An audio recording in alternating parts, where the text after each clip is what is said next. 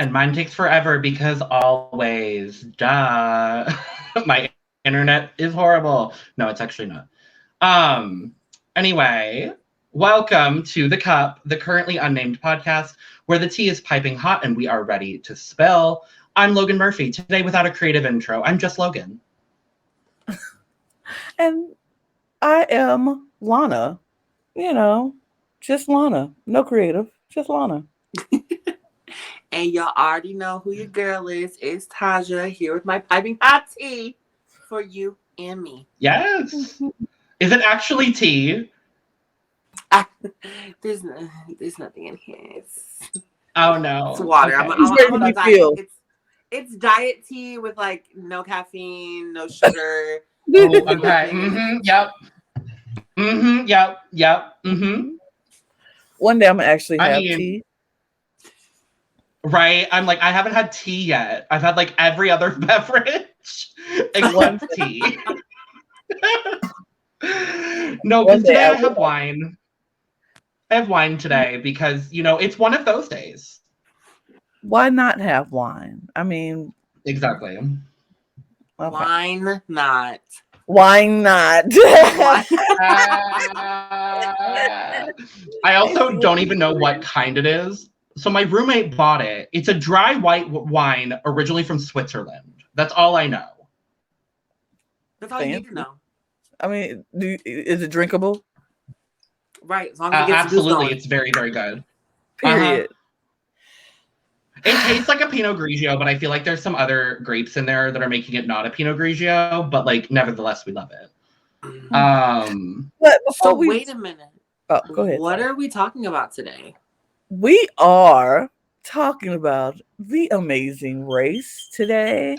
That is the tea we are going to get into. I don't know about anybody else, but I was so excited to finally have The Amazing Race back after 2 years of not having The Amazing Race. It's been so long, but we are back. Phil is back. Mm-hmm. The world is waiting. And I've been waiting to hear those words for 2 years. Same.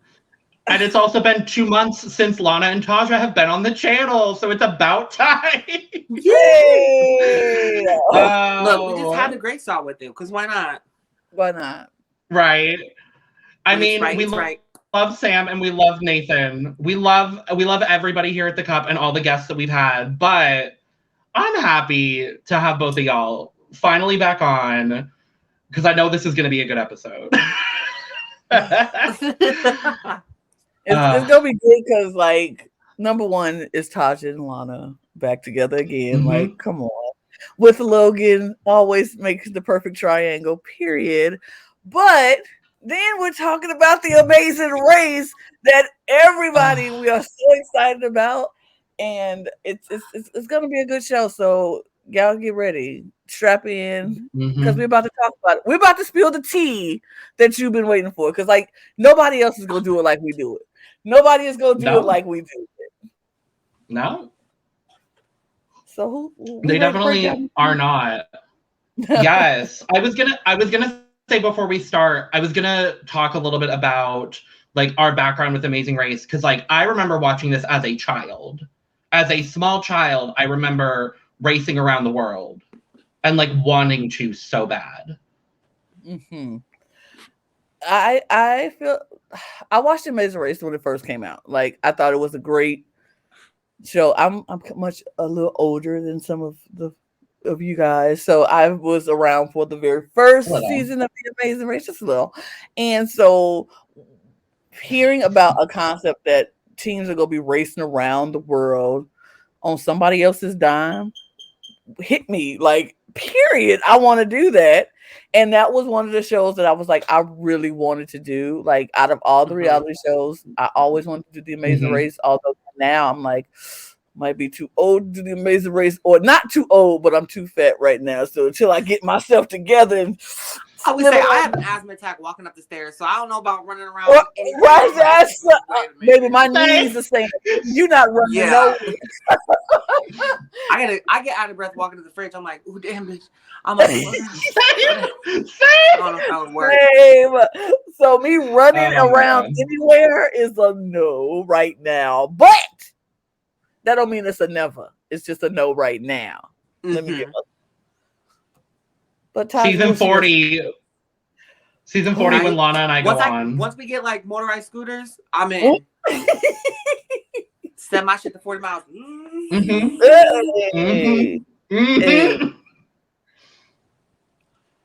Oh, but yeah, my little background, backslash whatever. I used to watch it when I was younger as well. I stopped watching it. I don't know why I stopped watching it. But because of this podcast, I was like, oh, I want something to talk about. Let me watch it. And then I remembered why I love this show so freaking much. And like, I was hooked. I did watch it at like 1 a.m, though. But I was so just gravitated toward it. I was like, oh, I love this show. I love this show. I love this show. Well, and I mean, they've had some great winners. They've had some not so great winners. We had gays win last season, so that's all that matters. Maybe we'll get gays winning this year. I don't know. I'm gonna be real honest. I doubt it, but I love them. We'll dive into them. But should we start with just our thoughts on the teams? Is that where we should start? I feel that. Yeah, we can start with that. Cool. Okay, so I have them in order of how they go in the intro video that they do every season. So the first team I have is Arun and Natalia. They're in red from Detroit. They are the super fans, and I love them. I love Arun and Natalia. Arun is so not like they said on the episode, like he is not the typical Indian dad, and I can see that. Like he was so funny to me. I enjoyed watching them run. I enjoyed watching them race. I enjoyed their dynamic between the father and daughter, dynamic and whatever. Like she's very smart. She's super intelligent. She's very like driven and determined. Like she knows what she's, what she wants. And so she knows what she's doing. So sometimes she could come off as a little bossy and a little pushy, but I feel like he knows his daughter so well and she knows her father so well that they know how to balance out when she's getting up and ready to, just pushy. He knows how to calm her down a little bit. And when he's not pushing enough, she knows how to push him. I love their dynamic so much. They were a surprise favorite for me. I didn't think they were going to be a favorite for me, but they were one of those teams I was like, if they win, I wouldn't be that mad. And he's there. He's just there for a good time too. Like he's just like so like not like stressed out or yelling, doing it. Like it's so refreshing to see like a father-daughter dynamic where the father isn't such an ass. Yes. Literally, yeah. And like my roommate's from India. Arun was born in India. Therefore, that's who my roommate is rooting for. Just because of that. I love them. I think they're going to be a team that like they haven't done exceptionally well in the first 2 legs that we'll talk about today. But I think once they get their feet under them, I think we could see them getting a couple first, seconds up in there. Definitely that. Next, we have Taylor and Isaiah, the token gays of the season, because there's always got to be one gay couple, because it's Amazing Race. They're newlyweds, and they had a flash mob wedding dance. What I noticed from a lot of these teams this season is it feels like a lot of them are like somehow like viral in a way. Like I think there's 4 or 5 teams that had some sort of like viral aspect to their lives. This was kind of my favorite, and they're gay, so I'm automatically going to root for them. I like Taylor and Isaiah. I feel like they can be a decent. I don't think they're going to win. I'll be honest. I don't think they're going to win because I feel like they don't pay attention to details all the time, which you really have to do in Amazing Race. And I just feel like they're going to be that team that is always at the back of the pack, but they somehow survive. They survive up until, or middle. But I like their spirit. I love their energy. I like their dynamic. I think they're very cute together. They're very cute. And this is going to be a good test for their relationship as newlyweds going on the Amazing Race and doing this. And I think they're going to be just fine regardless. But I don't know if they're going to win, but I'm going to enjoy every second they're on my screen because they're adorable. I'm going to eat it up. They're adorable. It's nice to see a Black queer couple on there. And it's just like, it's just so like, I'm rooting. Like, I just want to root for them. Plus, Isaiah is hot as hell. I'm like, wait a minute. Oh, don't get me wrong. Both of them, I was like, Taylor, okay, I would say, Taylor is like, oof, yeah, oh, yeah. Anyway. Let me stop there. You're not wrong. They don't want me. But they are gorgeous. They are, absolutely. Yeah, I think I agree with you, Lana. I don't know if they're gonna win, but I really like them, and I hope they do at least like semi well. So next up we have Connie and Sam, who are the married high school football coach and wife who works retail. They've been married for 8 years. He talked about adopting one of his former students, which is like incredible. Yeah. I really like them. I do too. I don't know. I was nervous, very skeptical, because he looks like the type to call her a dumb bitch or this or that, degrade herself. Like, and Connie is 37. Oh, she looks good. I was good. like, okay, shut up. No. Yes, really? She's 37. Damn. Okay. Sam's 39. Yeah, I was nervous about them too. I was like, he might be the one to, yell at her or just, be that guy. But he is totally not that guy. And he is really, like, he's so sweet. They are a really good couple. And I was surprised how much of a good couple that they had their bumps in the road. We'll talk about it when we get to episodes, but they really just work well together. Even it just took a minute to do it, but I liked them. I was shocked. Can I just say, I will say this, I'm gonna say it off top. I don't think there's a team on here that I'm just like, I don't like. It's as a unit. As a unit, it's not like it might be one of them that I'm like, ugh. But I agree with that. One team that I'm like in past seasons, I could always pick out a team. I don't want that. You're like, both of them trash. Both of them trash. I don't want to do it. This season, they really did a good job with these teams and with these packs.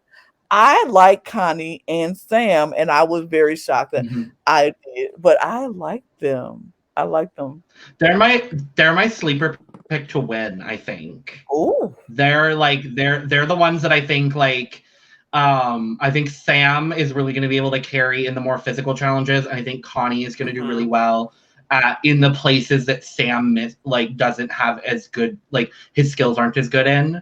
I definitely think like they're the sleeper pick for me. I think there's a couple, but we move on to Anthony and Spencer, whose story was the inspiration for the movie The 1517 to Paris.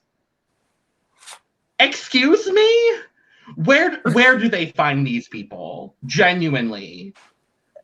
they literally, like, I had to believe there's no way they just opened the casting and these two people decided to run the Amazing Race together. No, they went to this man, Spencer, and said, hey, we want you to be on the Amazing Race. Who would you want to run the Amazing Race with? And he was like, it only makes sense to run the Amazing Race with the person who was on this train with me if this is the story. Not that I mind them recruiting people, but I'm like, we are fans trying to get on this show. Stop recruiting everybody and bringing in these superheroes on this show. I like them. But I've never seen the movie, so I'm like, oh, I've seen the movie. I had to watch it for a film class I took a few years ago, actually. So I'm like fairly familiar with the movie. It's like fine. It's not my kind of movie. It's like an action thriller, which is like not typically my kind of movie. But I found it entertaining enough. It's well produced. I'll say that. Like, it's just not my cup of tea, but it's well done. And can I just say, Anthony is fine. That is one fine.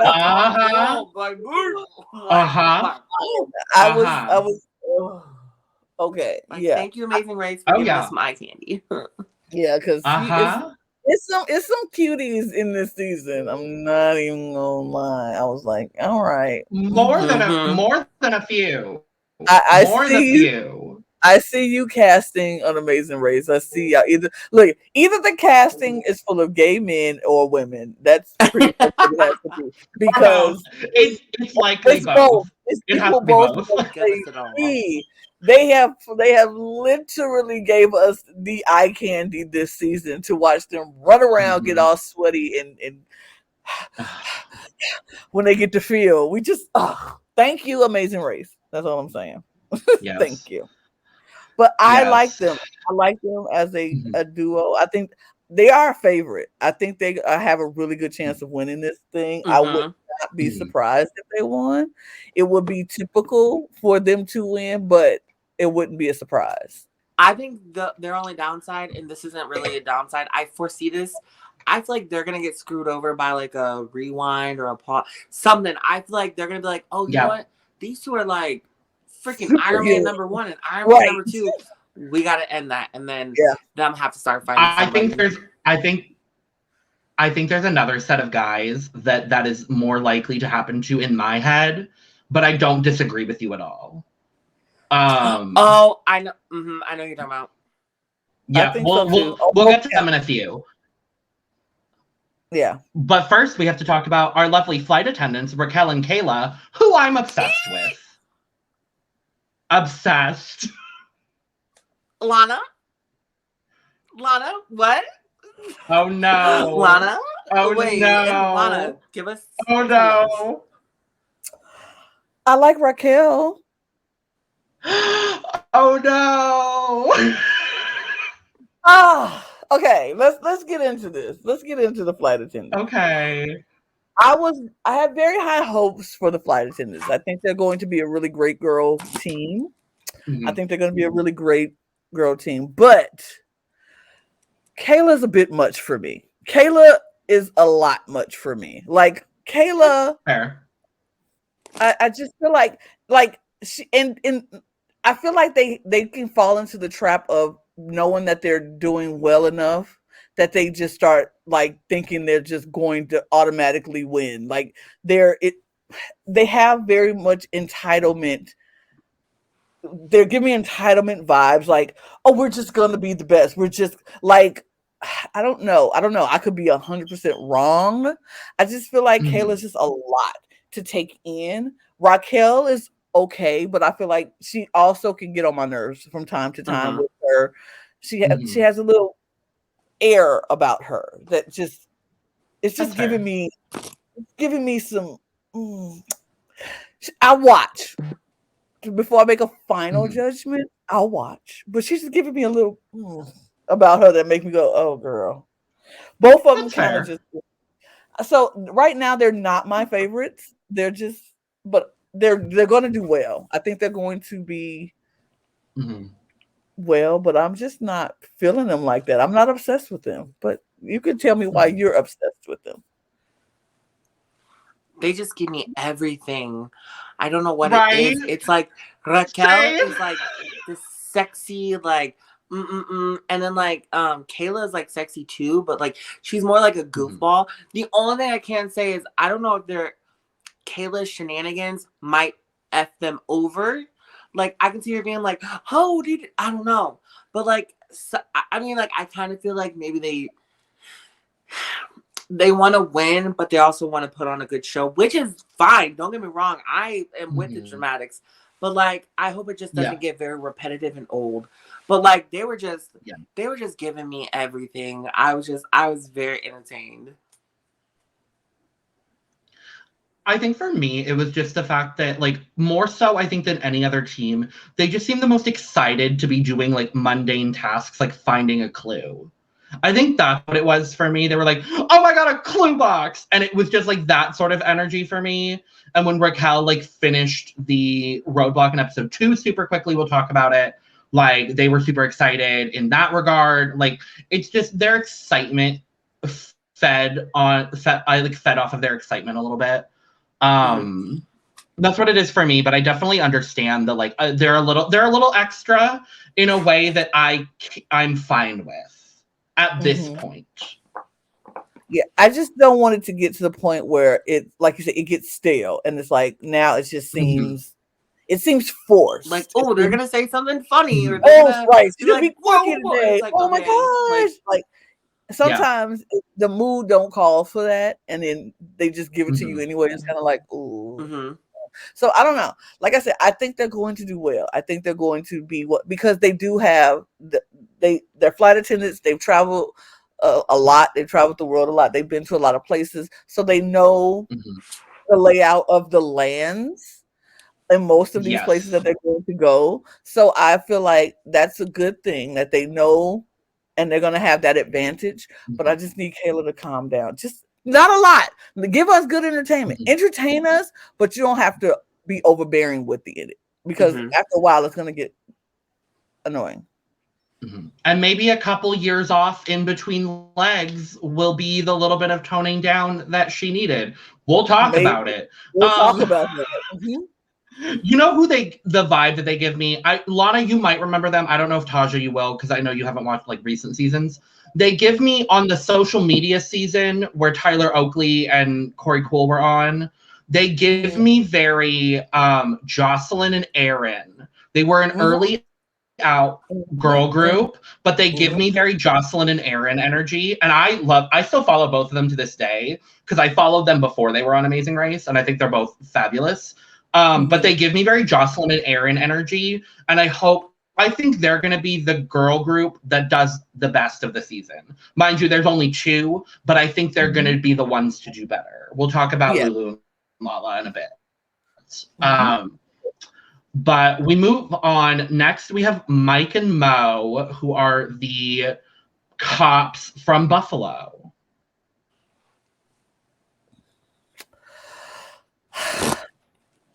This is what I say. I had high hopes for Mike and Mo. I want them to do better. I wanted them to do better.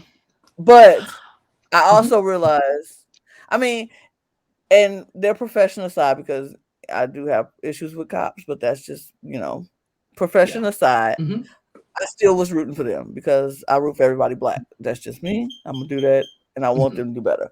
And so I wanted them to do better, and I had high hopes for them.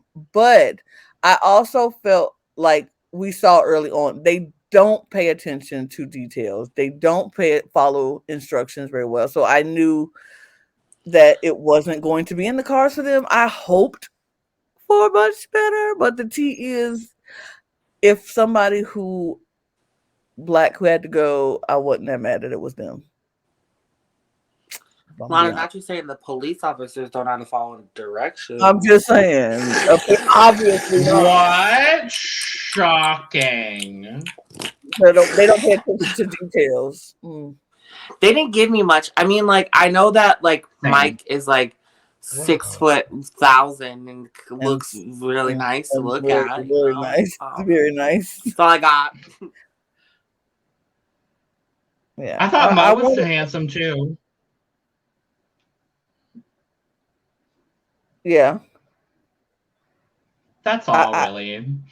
Yeah, I mean, I'm trying to. They were. My thing is this: they were first boot, so we really ain't gonna have that much to talk about them anyway. So you got enough to get this. So congratulations to Mike and Mo. Let's dive into the spoil. I mean, if y'all haven't watched that episode by now, go watch the episode and then come back. Because right, yeah. What are you doing? What are you doing here? Can we? Right. Can we talk about the mess that is Lulu and Lala and how much I just love them and I want them to do so well? I love Lulu and Lala, but they are a train wreck, but I love it. Like, I love them so much. Oh, not this, Tajja. Oh, not this, Tajja. Wait. It's giving me very Tweedledee and Tweedledum.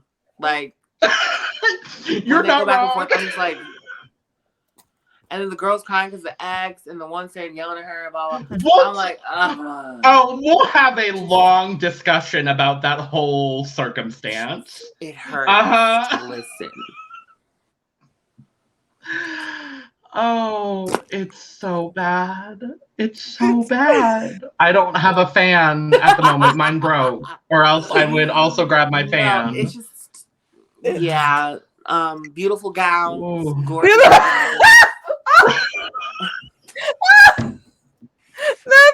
When I tell you, no, Tajja, when I tell you I started using that in my everyday life and I forgot where it came from, and then I remembered one day it was because of you.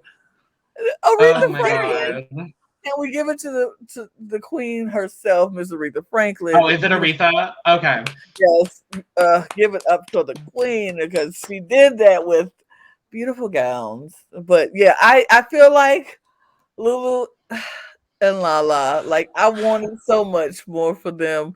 I don't know how long they're going to last in this race. They're struggling right now off the bat, but they're still there.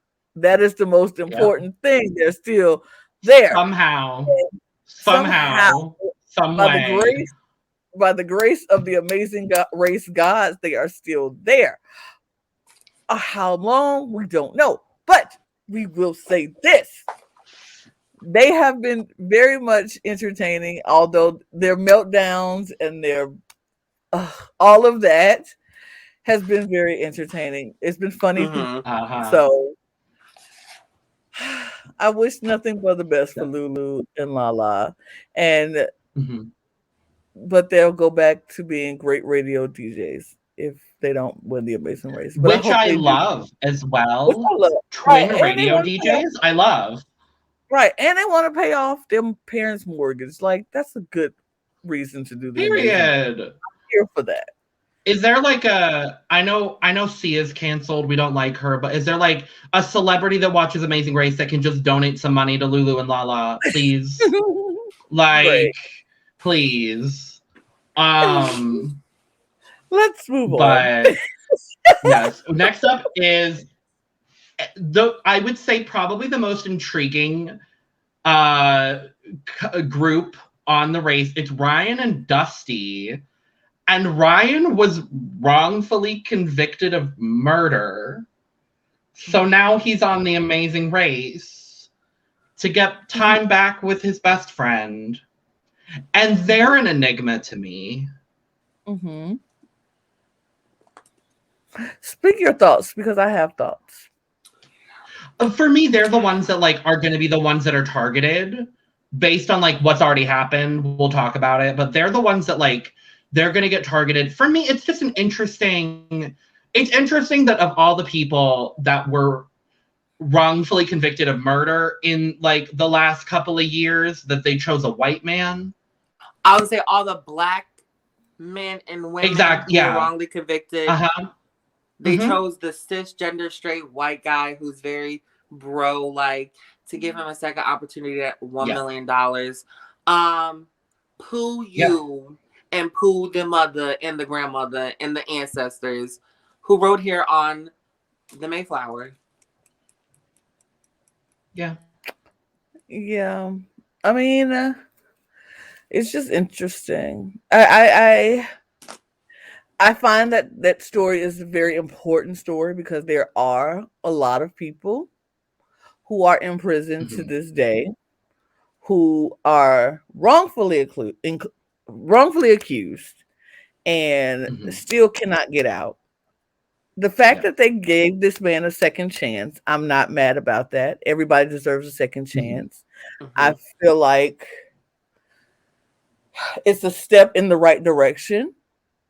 But now you've told this story and you put it on The Amazing Race. And I know how TV works. You don't want to tell the same story again.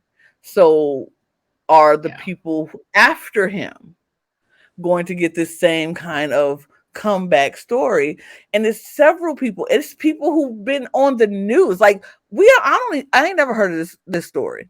I ain't never heard his story before. No. But it's people who have been on the news, whose story who has come out, they could have brought in and said, this is the story. It's already got traction. It's on the news. It's been out there nationally, been out there. We're going to put this person on The Amazing Race with their best friend and send them out. But we don't do that. We send out this, as Tajja says, this white male, very bro-like, and his story and his best friend. I'm so happy that you got your second chance. I'm very happy that you got out of prison, that your story was told, you're wrongfully accused. You don't deserve that. Anybody in prison who has been wrongfully accused do not deserve to be sitting in prison. So I hope they get more people out, and this story tells more people. But I'm just saying, Amazing Race, this was a little of a hiccup in your casting because you could have picked anybody, a whole lot more people if you're going to tell this story. But it's a step. Yeah. Keep telling the story. Don't let this be the last story you tell or the last person you bring on the show for a second chance comeback.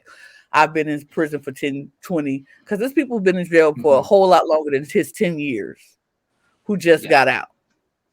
But I do think they might be targeted later on down the road, and rightfully so, because they are beasting through these things. We'll talk about that. But they'll probably be targeted, and I will understand why. But Amazing Race, y'all could have did a whole lot better with somebody else. But congratulations to that man for getting out and getting on the show. Y'all get half a kudo. Kudo. It's a little frustrating just because if you look at the American prison system specifically.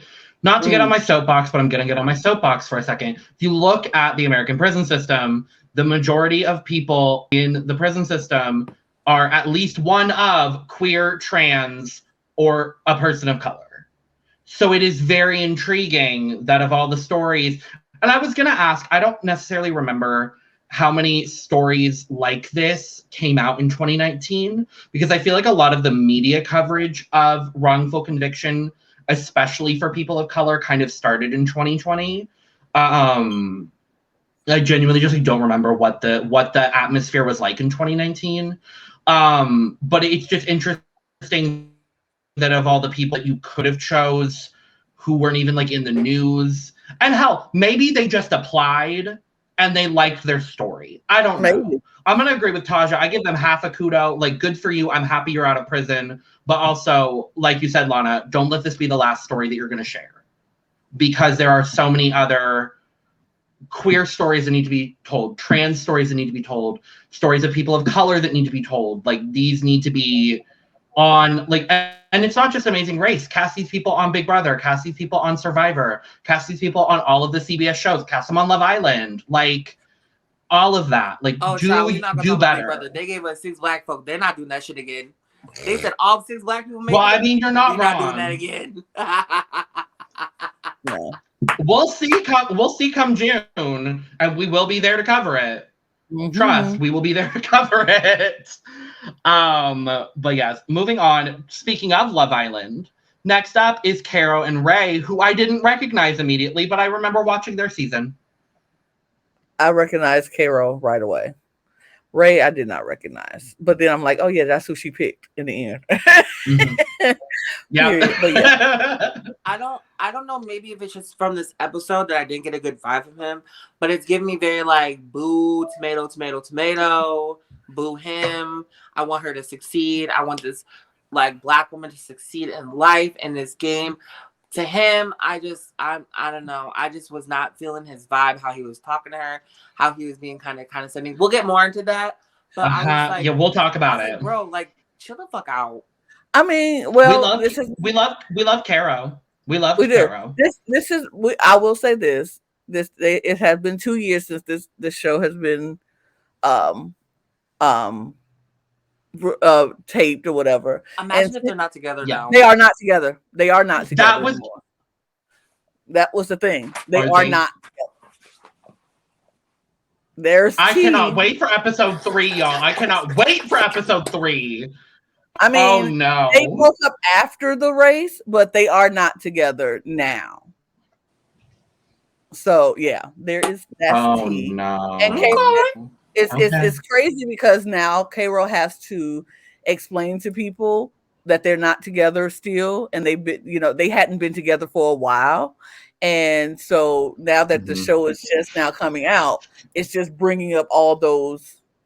It's like now y'all are exes. Now you're team exes. Right, but then on the show they weren't. So yeah, so that was my tea that I want to that they are not together as of now. But that was 2 years ago that the show was taped and whatever. So they've been separated. Do we know, like, I was gonna say, have they been separated for a while? Because if so, like, are they coming back on the race together? And that's another interesting aspect. We've got 2 more teams, and then we can kind of talk about the quarantine, like the COVID of it all. They were together throughout the race. They just weren't together after the race. They broke up after the race ended. They, whatever. But they weren't there. Not today. Mm-hmm. Okay. That's awkward. Okay. A little, yeah. Because I was gonna say, if you have to run the Amazing Race with your ex, who you haven't talked to in a while, like that's. Oh, could you imagine they breaking up doing the well, because that's what I thought. Oof. That's what I thought you were saying was that they because we'll talk about the refilming, that whole scenario. We'll talk about that in a second. We got 2 more teams to dive into a little bit. The first being Akbar and Sherry, the married educators from New Jersey who set up the Lights On program at Westside High School, got featured by Oprah and Ellen. I didn't know the Ellen as well, but yeah, they were. I was very excited about this couple because I did hear their story. I did. I saw the story. I was like, this is a great story. If he wins this money, I'm sure it's going to go back into the school for more of the Lights On program. That'll be great. And then the episode started, and I was like, then he opened his mouth. I was like, bruh. But like I feel like a lot of stuff happens that first leg of the race. Nerves was setting in. People very agitated. People very like, oh, we got, and they don't realize that this is not a sprint. It's really you got to pace yourself throughout this race or you will fall.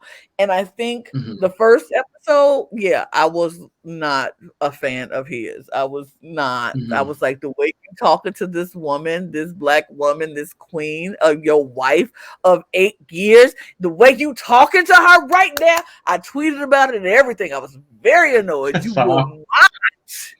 What you will not do is talk to me like that on national TV. And talking to me on these streets in front of all these London people, you not going to knock you the hell out. Okay, and I think I'm gonna go off. I would have lost my dang mind. Who you talking to? Who are you talking to like that? No, sir. No, sir. What we not gonna do? You better find Bobby. You better get him because you gonna need him. So, but where's the Bobby? Where's the Bobby? Where's the Bobby? We'll talk about that when we get into the race. But I think by the second episode, he realized the wrong way that he was coming off. And I think he fixed it and adjusted it. And so hopefully throughout the rest of the race, he'll keep it together and remember who he's talking to. Remember that that's his wife, not no friend, not no chick you met just last week. That is your wife. You got to go home with this woman, who the mother of your children. You don't talk to her like that. And so I think they might have had that conversation when the cameras weren't rolling. And she was like, I know what I need to do. I'll listen to him more, but I also need him to listen to me more. And I'm going to give him the benefit of the doubt. But the first episode, sir, he were foul. Foul. Because as soon as the cameras weren't on and we were in the taxi, I'd have, but who you talking to? I would have with the cameras on. I'd be like, when he started yelling, I'm like, who are you yelling at? Because here's the thing, I will make us fucking lose. We will lose. I don't care. Will lose. I will sit my big ass down and be like, I'm giving my best. You're not finna just yell at me, because sometimes tough love don't work. She got some big ass titties, so all that running like that. These hurt. Honestly, that hurt. All that. I can't relate, but I believe it. I 100% believe it. She gave him 4 children. All her body is not the way it used to be when she was this athlete. She probably tinkles a little when she coughs. So chill out. Just body relax. goes through a lot. Can't relate, but you know. Yeah. I heard. I can't relate either. I've heard. Can't relate at all, but sure. Last up is Kim and Penn. They've been married for 15 years. They are family YouTubers, which is just a lovely designation of YouTuber. And then we find out later in the episode that Penn deals with ADHD, specifically I forget exactly. There's a specific version of ADHD that he was talking about where he has moments of hyperfocus. And that's actually also the same version of ADHD that I deal with. So in a way, I was like, oh, this is really cool to see. I also don't particularly care for him, but I understand like the way that he operates a little bit better after finding out like with the puzzle and everything in the first part of the episode. Like I understand the way that his brain processes a little bit better, because that's very, very similar to the way that my brain processes. But yeah, I think she's lovely. He gets on my nerves a little bit, but I think overall they're a perfectly fine pairing of people. I like this couple, and I'm obsessed with her. Like when they met, when something happened, just the way she talks and goes about herself, I'm like, I'm obsessed with you. I love Kim. I like them. I like her. I like him. I mean, I understand the ADHD parts of it, so I'm not like basing the what we call quirks. I won't, base that on anything. It's like that's just who he is and what it is. But as a couple, as a team, I think they're lovely. I think they're cute. I think she's adorable. I think their family is very cute, and their YouTube videos will probably be those videos I will watch for a minute and then be like, okay, that's enough. They're too cute.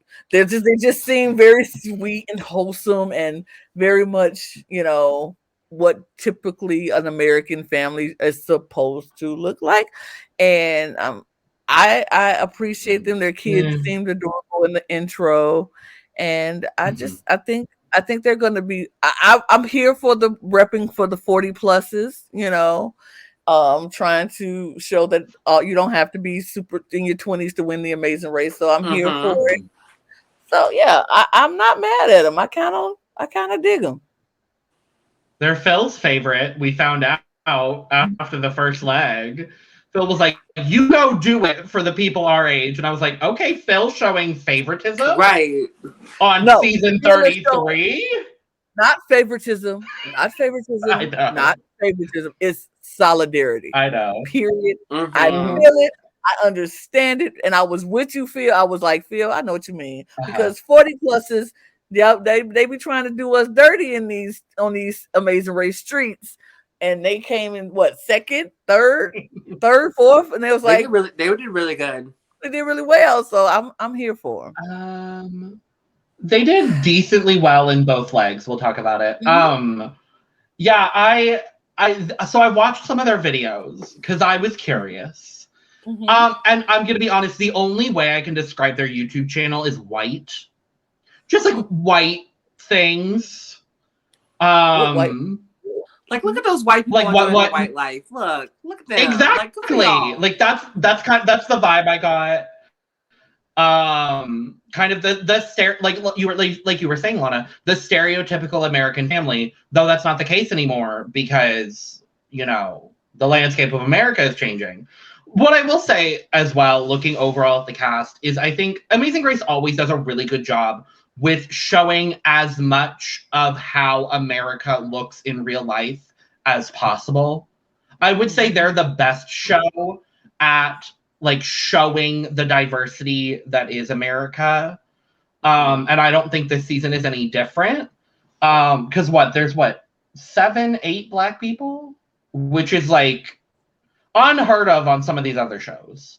We have an Indian family. We have Black best friends. We have Black Black couples. We have newlyweds. Best friends, white, newlyweds, Black. We have Latino. Yes, a straight Black couple, a gay Black couple. The two Black. There's 9. There's 9 Black people freshly dating out of 22. I mean, and I'm just looking at all the diversity as well as age. We have age, older people. We have queer people. We have people of different races. We have people who are body types are different. Everybody's not small and athletically built. It's just everything. And so I enjoyed this. I think they did a really good job at casting. Like I said, they get a half a kudos for the stories. Some of the stories they get. But I give them kudos for trying to show different stories. They all these people have very different stories and was bringing them to the race, and so I appreciate that. I applaud them for that. It's and all the stories are great stories that need to be told. I feel like every story out there needs to be told, and so good job to the Amazing Race casting team for doing that. They did a really good job. I agree. Have there, this might be more of a Lana directed question because I know you watch a little bit more than I do, and Tajja hasn't watched recently. Have we had trans people on Amazing Race yet? Because I can't think of any. I want to say no because I don't think, but I could be wrong. I would have to look, but I come to my mind right away. I would say no. I'm Googling it really quick. Which I think there was. So, according to Google, the first trans man to compete was on Amazing Race Canada. Okay. And then there was a contestant on the inaugural season of the Amazing Race Philippines that was the first trans contestant overall. Okay, so U.S. has not had a. I don't think U.S. has a had a transfer. Which I don't think there have been. Yeah, that means that's the next. It seems like most things. Please, because we've had them on Big Brother. Sadly, we've had them on Survivor, so we have to complete the trilogy, and we gotta have them on the Amazing Race now because. So Amazing Race. You know what, Tajja? 33 seasons. Tajja needs to be the first. 33, right? Yes, this is season 33. And how many teams are usually on there? Like 11, 12? 11 to 13, depending on the season. 22 times 30. I know they have repeats it's sometimes. It's easily like 400 people probably have competed on Amazing Race in the US. And not one trans person. No. That means that's the next story that needs to be told. Tajja. If we think about this, the stories are, as we know, progress is not something that's going to happen overnight. And as we've seen in a lot of these shows, it's taken a long time for them to even get to the diversity that we're seeing right now. So Yeah. I feel like baby steps are what's being taken, but like now that we've calling them out on it, it's like, okay, Amazing Race, you do need a trans team. I can't believe there hasn't been one, like, not openly. Not openly. That's we don't know. It could have been a trans person who just wasn't out or open about it, but as an open trans, I want there to be a team to where they're like, yes, I'm trans. I'm going to make exactly. It's gonna be so much fun. Blah blah blah. But not one. Like, I thought Big Brother was sad because they had one. Big Brother USA only had one. BB Can has only had one. I'm like, there's a lot of transgender people in the world, right? Like, so when Tajja and I go on The Amazing Race and we're the first trans and non-binary winners, period. They're gonna paint me as the villain because I'm like, Logan in a fucking taxi. No, you would be yelling at me the whole time, and my Taurus ass would be like, Tajja, I love you. Just come on, I'll go. You're gonna have to do the heights, but I'll do everything, and like the swimming, but like I'll do everything else. Logan's gonna be looking at the window like, it's so beautiful, and I'm like, it's not fucking. Yeah, like they're like Rachel and Elisa when she's like, rage, calm down. Oh, no, rage. Literally, Tajja. Like, I can't calm down. They're gonna love you but hate me. I mean, that's fine as long as we win. I don't care. I'll be painted the villain. I'm cool with it. I don't mind. Right. They're like, this bitch is out of breath going from the airport to the taxi. What is she doing? I'm like, we got some snacks. Oh no. I'm gonna be in the taxi. Y'all got any snacks? One of us is gonna have to learn how to drive stick. I don't know if you know how to drive stick, but I don't. So baby, I one of us will have to learn. It's giving very. I still don't. I don't have mine currently, so like it's gonna be all you love. I'm sorry. Bitch, we will stop the bottoms and we will Flintstone out this bitch. Like, oh, I have no problem pushing a car. I have no problems pushing a car. I can do that. I wish they would make one that was like a lower budget. Like someone make a lower budget one that we can like maybe like a city, maybe in one city, maybe not around the world, like a Chicago or even or even like regional. Like I feel like if you did like the Southwest, or if you did like the Southeast, or like New England, like, or like the Pacific Northwest, or like something like that, I feel like regional would be even a little bit easier. I mean, the budget that you will have to pay for these people to get on buses and trains and cars and flights. I have bad PTSD over flights, so we ain't gonna talk about it. If I say, I would say like if you want to do something small, maybe like a citywide scavenger hunt where people just jump on cars or sure, that would be fun. Buses. I think that would be fun. That'd be really fun. I would I'll host because I'm not running around nowhere. Because as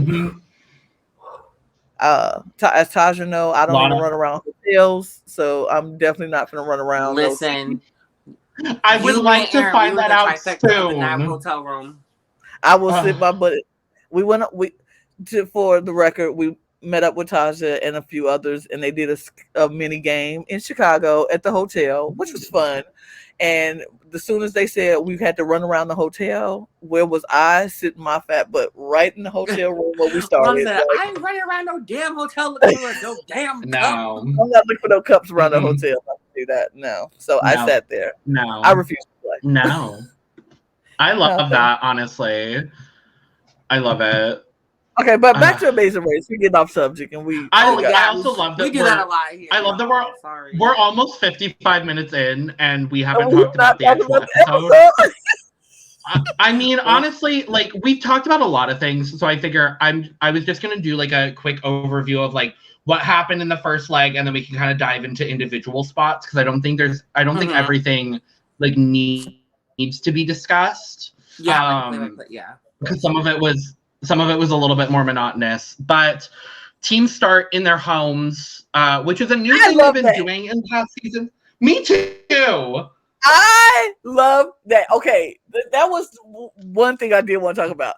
That was new to have them start in their home and go to their home city airport and just go to the.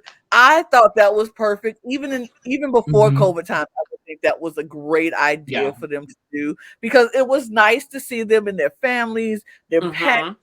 Although it was kind of, you could see the stage part of, oh, I'm not done packing. Oh, of course. But I got this clue. No, you have now go. And you're like, but I have to go. Right, message. Okay, bye, family. Oh, no. I'm like, girl, like, literally, because literally, if we all know our bag would have been by the door 2 days before, I would have been packed.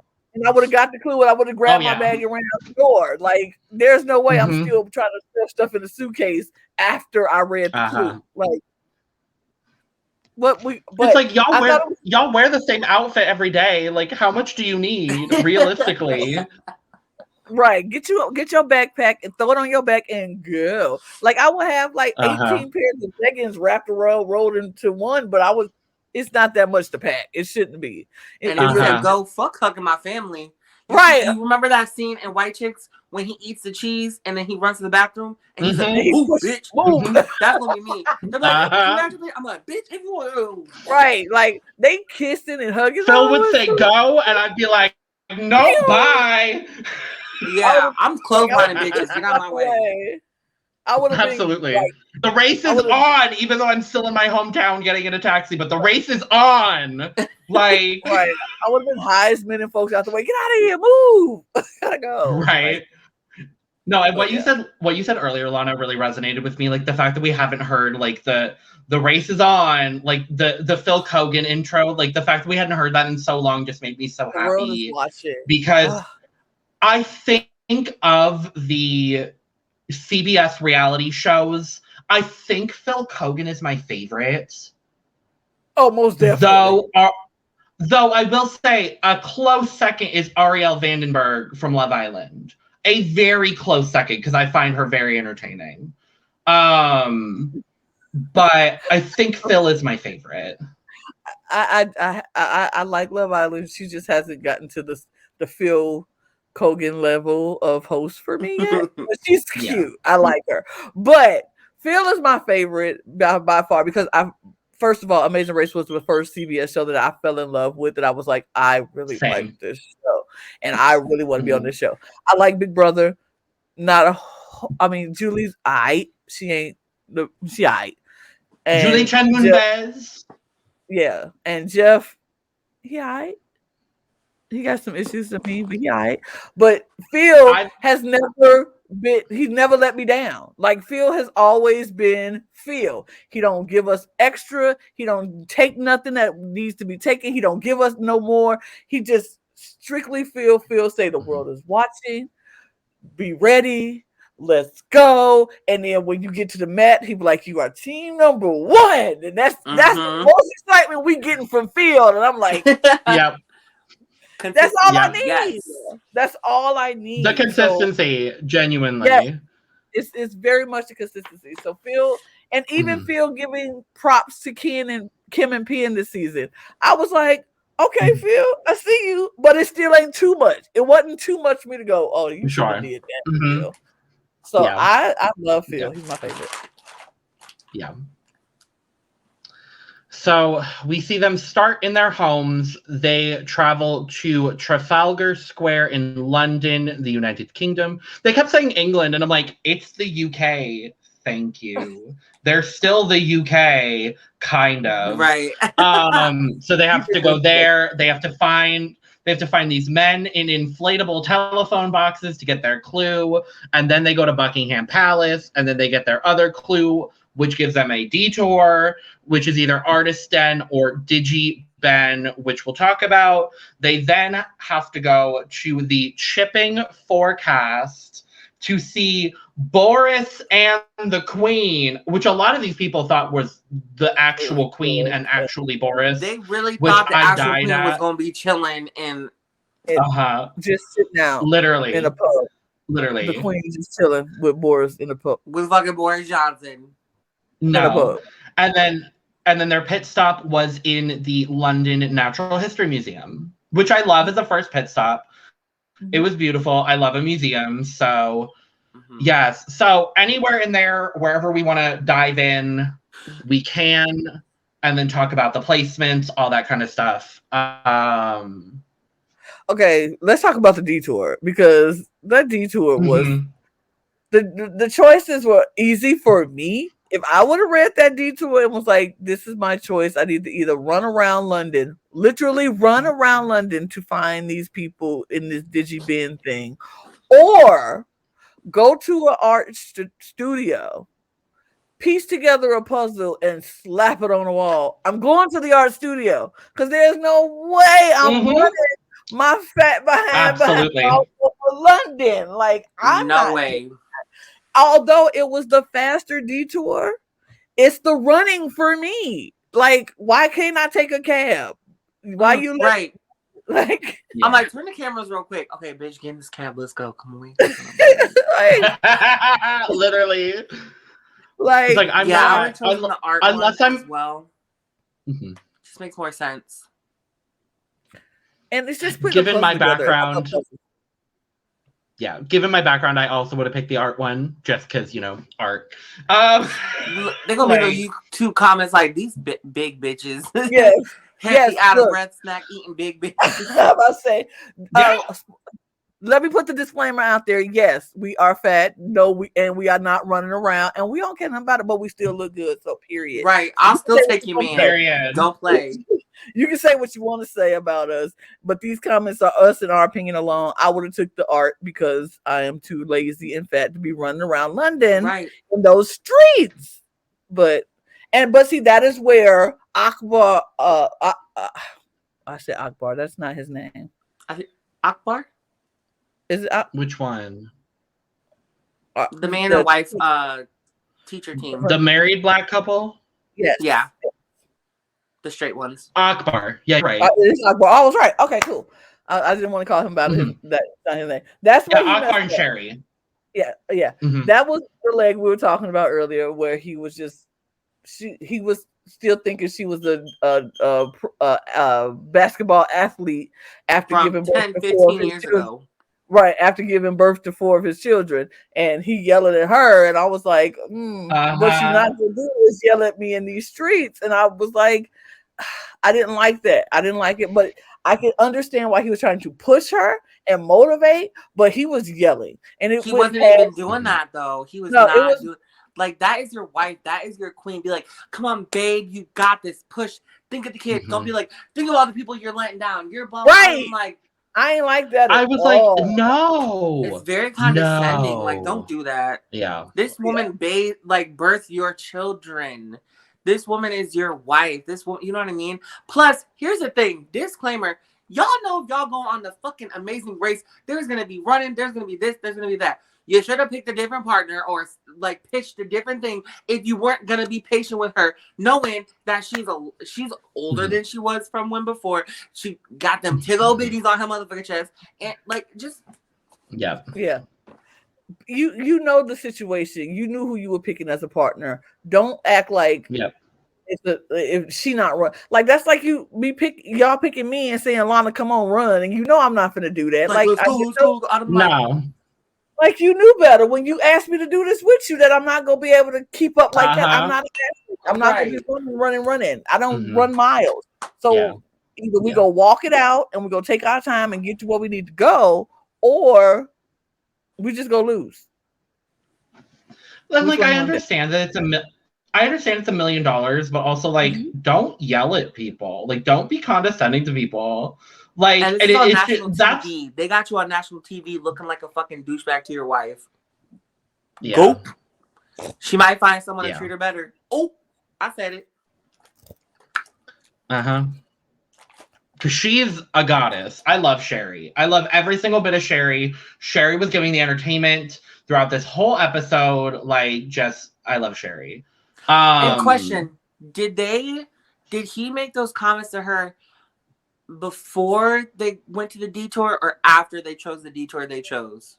It was after the detour. After they chose the detour. So after he chose the one that said run around and look for these things, he wants to yell at her first. Okay, let's put 2 and 2 together here. Like, the math is not mathing. But you know, It's not. And she still ate it up. She did.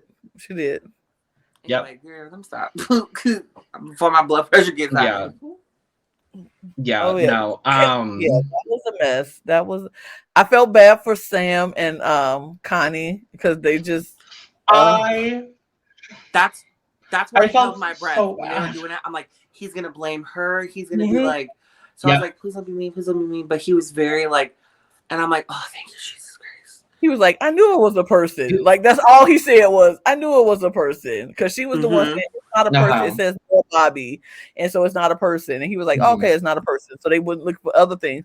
And so when they did find him, and he was like, he didn't like, see, I told you. See, he was right. Like, or like, I knew it was a person. He seems like the type to like get really close to her and be like,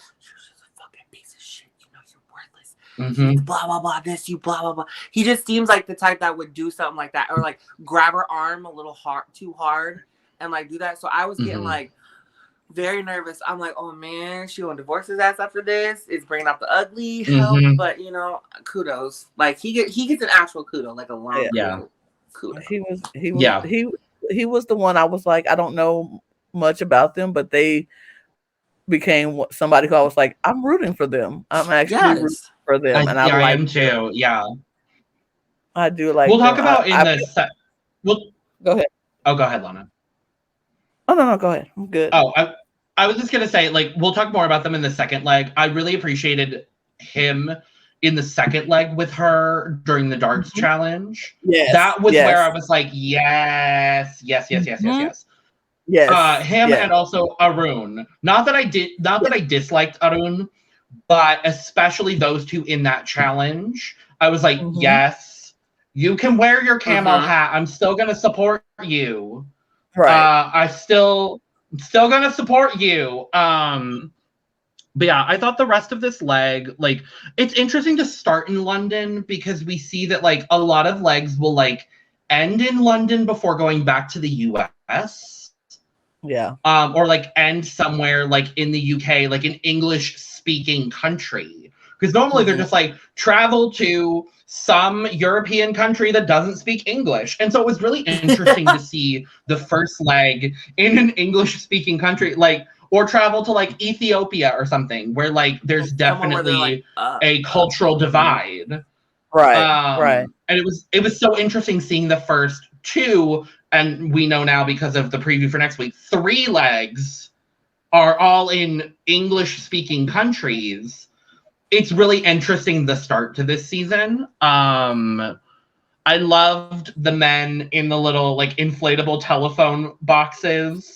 That was my favorite part of the episode because I was just like, oh, y'all have to walk around this square for multiple hours like this. I'm so sorry. I hope you got paid well. I hope they paid you good. Like, it was even funnier when people like the teams ran up and they're like, "Oh, good heavens, I'm so sorry, we don't have that for you." We don't have that. I'm like, "Bitch, go the reaction." Like, if I run into you again, it's gonna be problems. Yep. You would think once they don't have a clue, they can get out their suit and go sit down somewhere. But no, they still got them running around, walking around. So they're like, let me bump into you again. I don't have a clue for you. I'm sorry. Like, what? Okay. Yeah. I also like in this episode, we need to talk about the people who did the artists, because literally that man demonstrated exactly what you had to do on that wall. He said, put a good lather on it, slap the picture on it, and slide it down again. Obviously, nobody was looking at the instructions when he told them to do that. Now, I get them not knowing that it's a puzzle right away. I get it. You might not realize it's a puzzle right away. But once this is why I was so mad at those cops. I'm like, y'all didn't even try. Y'all didn't even think. Y'all didn't even look at the instructions, because you just slapping it on the wall anywhere. And then when you get mad when he ripped it, it's torn. And it's like, you didn't even... It's like paper. What are you expecting? Like, and here's my thing. I know you said like you don't fault them for knowing it's the Amazing Race. You think they're gonna make the challenge that easy just for you to slap stuff on the wall? And was it was it Kim? I think it was Kim that said, like, oh, this is a puzzle. Like, it's not just, like, they're not going to have a detour on the Amazing Race where you just slap pieces of paper on a wall. It's never that like, easy. there's something else. Never willy-nilly, you not just go put something on the wall. And it's art. It has to look like something. What they did was, it didn't even look like nothing. They just slapped it on any place on the wall. And I was just like, are you kidding me? Oh, is that what we're doing here? I just didn't understand. I did not understand that whole situation where they didn't even think that it's supposed to look like something. But they recovered, but I don't know. They flopped. They literally flopped, and it was bad. They flopped. And they shouldn't even flop like that. Like, honestly, on paper, they should have done way better than what they did. But they should have been the top team. They should have been one of the top teams at least. But they flopped. I know in the draft that I did for Amazing Race, thanks, Randy, if you're listening. He's not listening, but we love Randy doing all his drafts. We appreciate Randy very much for everything he does for the drafting. But I remember they were a team that was picked very early on. Because the way he does his is each person on a team is an individual. And so you draft individuals. So I have 4 people from 4 different teams. In mine personally. And I remember Mike and Mo were picked fairly early. Both of them were gone fairly early in our draft. So I figured that, like, they would probably be a stronger team. It was interesting. What we did see, though, is the sort of stronger all-male teams in Ryan and Dusty and Anthony and Spencer teaming up at one point during the detour as well, which I thought was an interesting thing to keep note of, just to see, like, oh, are they going to stick together? They end up veering off at one point when they have to get taxis, like, to the last part of the detour or whatever. But I keep that in mind as, like, a future, like, are they going to work together again? Is it going to happen? I don't know. Will a year and a half off mean anything? Right. I feel like they probably will work together, because when you're the top 2 teams and you're trying to stay in the top 2 or 3, you tend to work with the people at the top. So until until it's just down to you. But I feel like they will do that. I want to see who betrays who first. That's what I'm like. I'm like, who's gonna do who dirty? Right. So should we just talk about the placings? Are we there? Yeah. Do we have anything else we want to talk about? No, we can talk about that. We can talk about the places. Because most of my stuff is in the second leg, because we'll talk about that whole underground bullshit. But so first to the pit stop, winning the leg is Anthony and Spencer, who win a trip to Turks and Caicos. There's always a Caribbean trip, at least one in a season. So cool. And if you're watching, if you haven't gone on there yet,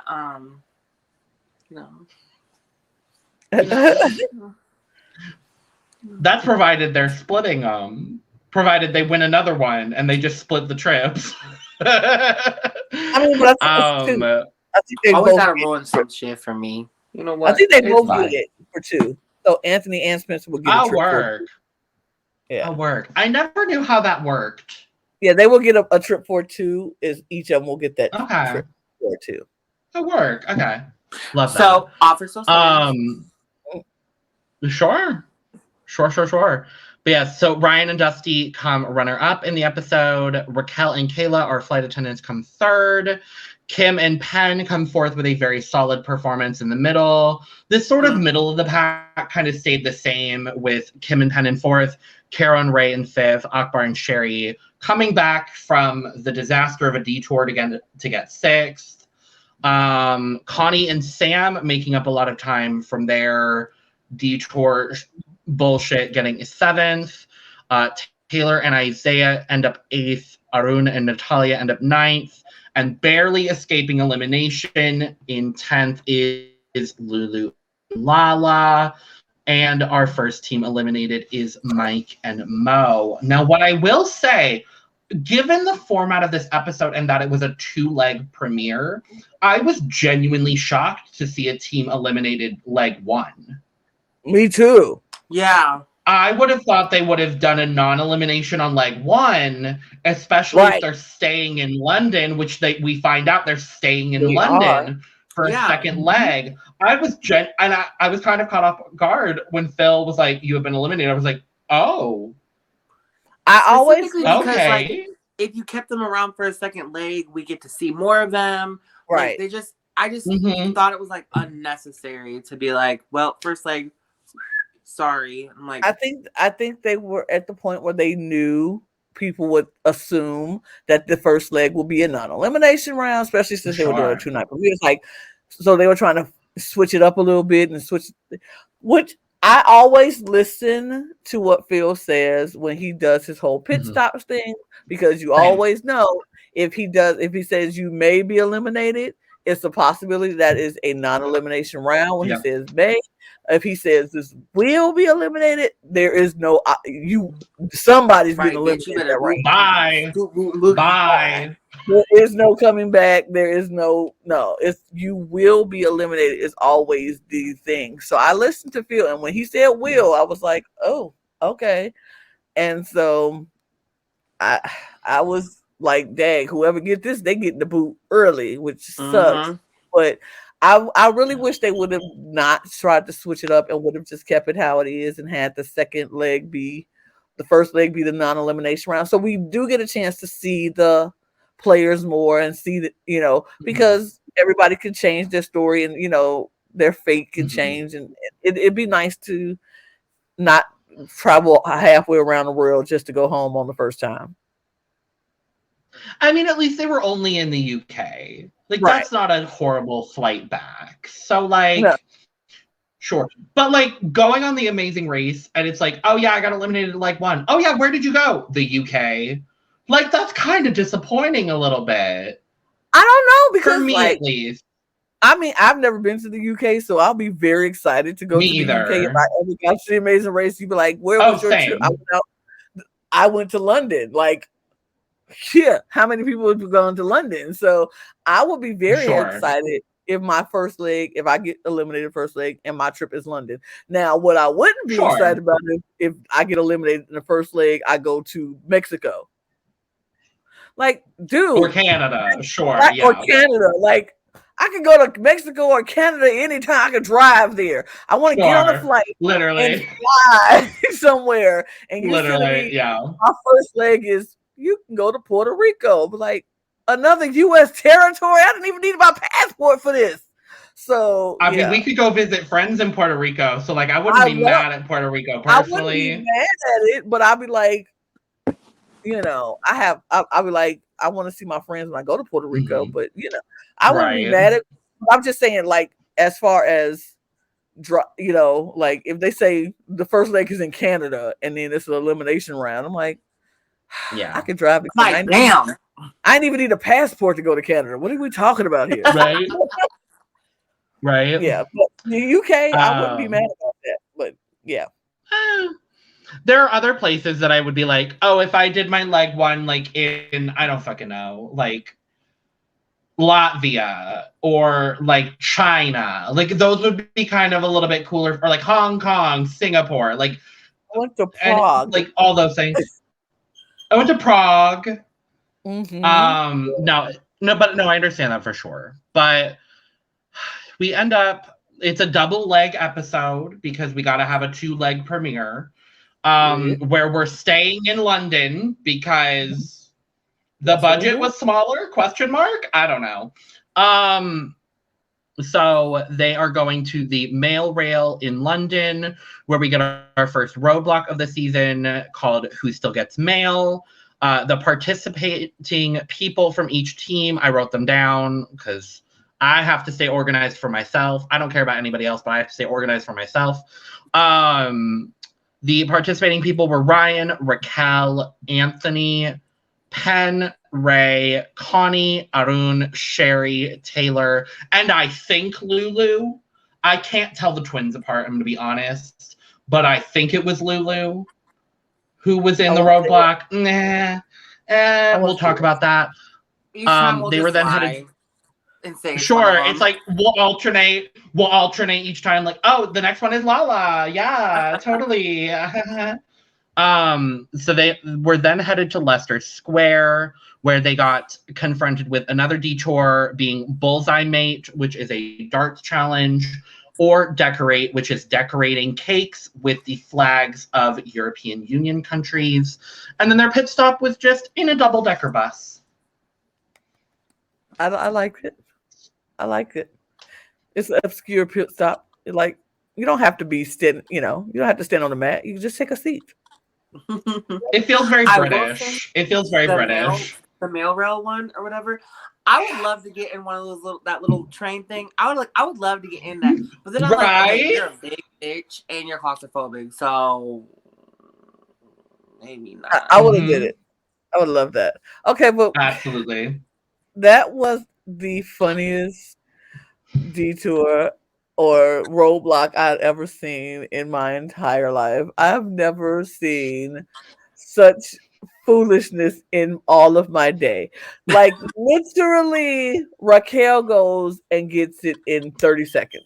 She gets it, she flips that thing over. Literally. 30 seconds, she back on the train before it even leaves again. It's like, hey, I know this thing says Amazing Race, but do you think this is the clue? Is this the clue? That says Amazing Race?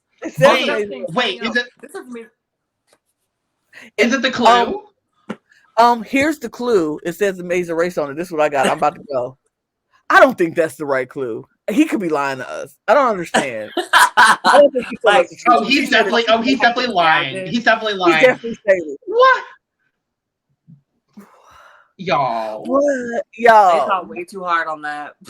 Rey and Ken, I just really wanted to just shake them both. I'm like, you literally pick it up. It says Amazing Race on it. You say, run, go. When you have it, you're good. And even worse, Penn for having the idea and Rey for going along with the idea. Like, both of them. Like, maybe we're overthinking this. I don't know. This we'll just keep looking though, because I don't know. Maybe it's a stamp with the female on it. What? They literally said, find the clue and come on back. That was, and then when the next group comes in, oh my God, I love that. We found it and we ready to go, and they're like, y'all, so this is it. We had this 30 minutes ago. I knew there was goop. I'd have been pissed. I'd have been like, I would look over at him like, this was your idea, dummy. I'm like, I'm the bigger dummy. It's very like, it gives me like the meme with the guy with the butterfly, and it's like, is this what I'm doing? Like that, it gives me that energy. I'm just like, y'all, and oh God. And then we have to talk about it, because this was the most frustrating moment of the episode for me. Rey and Caro in this taxi headed to Leicester Square, and him just being a piece of shit. Point blank. You were the worst. Like, she literally just asked you, why did it take 30 minutes? It's his pride, because he is that type of man. Like, you fucked it up, my dude. Not nobody else. You listening to this other man, y'all look dumb as fuck. Don't be mad. All you had to do was say, I messed up. I overthink it. It was just a mess. It's a mess. That was on me. That's all you really had to say, was it was on you. And it would have been done. But no, you don't understand. You weren't in my shoes. It don't matter if I was in your shoes. You were down there. You don't understand. Thank you. Yeah, everybody else came back 15 seconds later. What? I wasn't in your shoes, but if I was, I would have found it faster. Right. It's so simple. That's why I said his pride. He should have swallowed that up and been like, you know what? I thought it was blah, blah, blah, because this is that, woo, woo, woo. But, you know. That's on me, boo. That's a typical, like, just, ugh. But that's why they're not popping people in the mouth hard enough, because he'd be like, you know, boof. Now we're going to ride this taxi quiet as hell. Shut up. I bet if he would have swallowed all that pride, they probably would still been together right now. But okay. Mm-hmm. Mm-hmm. Very that. The detour was fun. I would have liked to do either one of them, honestly. Yeah. I mean, I think for me personally, with my vision, the way it's set up, darts would not have been the thing for me. Because I would have been like, I don't see that bullseye. Fair. Fair.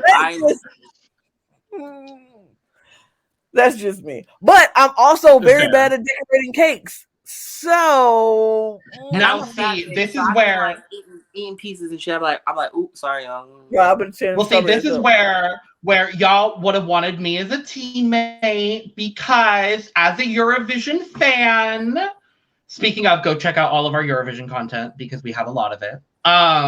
Shameless self-promotion in our own video. But no, I was like, France. I was like, you picked the two easiest ones. You picked France, you picked Germany. I don't care if any of those other. And I was like, why are they throwing the flag of Jamaica up in here? Like, I noticed the Jamaican flag. I was like, why are we doing Jamaica? Hello? Just because they're a part of the whole territorial or whatever, they are not under the. No. Okay. I mean, I think it was. I think that if any of them would have tripped me up, would have been the Norway flag, the Norwegian flag. I would have been tripped up by that too, because I thought they were part. I did too. I was fully convinced Norway. I thought all of the Scandinavian countries were a part of the EU. Turns out, no. And I was like, no. I was like, oops. I was kind of. I did too. And then I was like, wait, when was this filmed? Because when did Brexit happen? And then when they were like, the UK's no longer in the EU, I was like, oh no. So my question is, for the cakes, did it have like what the flag for the cake was or no? No, I didn't know it. I'd have lost because you would have just know it. I'd have been like, I'm bad at flags, y'all. Mm-hmm. I mean, I know. Well, and like flag and Germany's flag were the easiest ones, and I would have went for literally the easiest ones. And I would have like, they're easy, and I know that they're part of the EU. I know that they are, but Great Britain is hard. But I would have been, like you said, if it was before Brexit or after Brexit, it was like, ooh. Yeah. Well, and I'm pretty sure those are the only two that were EU countries. Which is a little interesting because in these kinds of detours typically, or like roadblocks even, they give like multiple solutions to the task. Mm-hmm. And I believe the only two were, I didn't get a close look at a lot of the other flags. I know Jamaica was there. I think the Netherlands flag was there, which I don't think they're part of the EU. Again, ignorant American talking, so I don't know. But I was like, oh, there's only one solution. Okay. Like, I know my flags pretty well. So that's also like a plus if I ever go on, is like, I know I have like a good amount of flag knowledge. Yeah, I thought that was kind of weird that there wasn't like more than one solution. I agree. But those cakes look so fucking good. Oh my God. Y'all. I'm not a cake person, and I was like, oh, I kind of want a cake now. Right. Like, huh? I'd have grabbed me a slice. You see my big ass running to the checkpoint with a piece of cow. I'm like, come on. Oh, absolutely. Not to mention, the guy judging the cakes, I was like, okay, hello, sir. Okay, there. And the guy, especially the guy checking the artwork. Him more so than anyone else. I was like, oh, hi. Hi. Hello. He was like, he was a little young. Yeah, good. I'm like, yeah, how good? Yeah. Yeah. Is it good for you? Yeah. Yeah. And then the darts challenge, I talked about it. Oh, good. I would have not expected anything else. But no, the darts challenge, I mean, we kind of talked about it earlier. I really appreciated a Arun supporting Natalia in this, and then Sam supporting Connie in this. That both like it was simultaneously the easier and harder detour, because if you don't get it, you're not gonna get it. But if you get it, like, you're gonna get it real quick. Yeah. I love what Sam said to Connie when she was like, "Oh, I'm just not." She was feeling down. She's like, "I'm not gonna get it." He was like, "Look, it doesn't matter if you do it 10 times. One time you go hit it. We just go keep doing it. So I got you. We go do it." He was like, "I know I'm gonna get mine. I just need you to get yours, and we just go do it." That support. I was like, "That is the would have got it. I'd have been like, "All right, let's go to the bathroom real quick." I'm like, "You're getting it right now, but." I mean, because like also. He's also very nice to look at, I will say. Like, I'm not mad. I mean, if my what he is, a high school teacher? Is that what he does? Right? He's a high school coach. I mean, if I was a teacher in my high school, if it was a teacher in my school who looked like that, I'd be like, okay, I ain't mad at that either. I had let me get these pigtails off. It's so funny. I had a teacher in my high school who looked like him, who was actually gay. So it made things a little bit easier. No, I haven't hooked up with this man, nor do I plan on, because we didn't ask I you wish, that, but no. We didn't ask you that, Logan. That's okay. Yeah, tramp. I know. I know you didn't. I answered it anyway. Tajja's not the only whore here. Oh, no, it's both of us. Oh my. I mean, self-described. Tajja and I are both slutting it up all over the world. Let's just say that. I'm gonna be quiet now. Oh, sorry, Tajja. I love you. You know that, Tajja. You know I love you. Okay. You know that. But yeah, I did love the support from Arun and from Sam, that they just was like, because like in any situation, a pressure situation, they could have just been yelling like, "Come on, you gotta do it, you gotta do it," but they weren't. They weren't pushing them. They wasn't yelling at them. It was like, even when they were trying, like Natalia was trying to like, "Should we go to the other detour?" He was like, "No, let's just do it." He's like, "Let's do it a couple more times. We got this. A couple more times. We got this." What I would have loved to see from Akbar and who is the I Love Money? Sherry. Rey. I would have loved to seen that, especially like since their partners are Black women, and just like the respect that these other men can have for their women and their wife and their daughter. I'm like, y'all could show the same like kindness to these people that you claim to love so much. But like we said, it was the first, second leg type thing. Whatever. Tensions are high, but. Hopefully, you know, they can get together. Yeah. Yeah. So we see, I mean, it ended up paying off for both teams, because when we look at the pit stop, I mean, Ryan and Dusty kind of ran away with the episode. They didn't see anyone else. They were like, we're just going to go and do the tasks and win the leg. Presumably winning nothing, because then we get a quick cutaway. We get a quick cutaway afterwards. And I was like, there are shenanigans afoot. Shenanigans are happening. But Connie and Sam end up second because those cakes are fucking up some people. Yep. And then Arun and Natalia end up third. Raquel and Kayla end up being the best of the cake decorators, ending up fourth. Kim and Penn with a respectable fifth. Caro and Rey somehow end up sixth. I don't know how, because I would have yelled at somebody, but they end up sixth. K-Roll came through with the cakes, knowing what was in the EU. So period.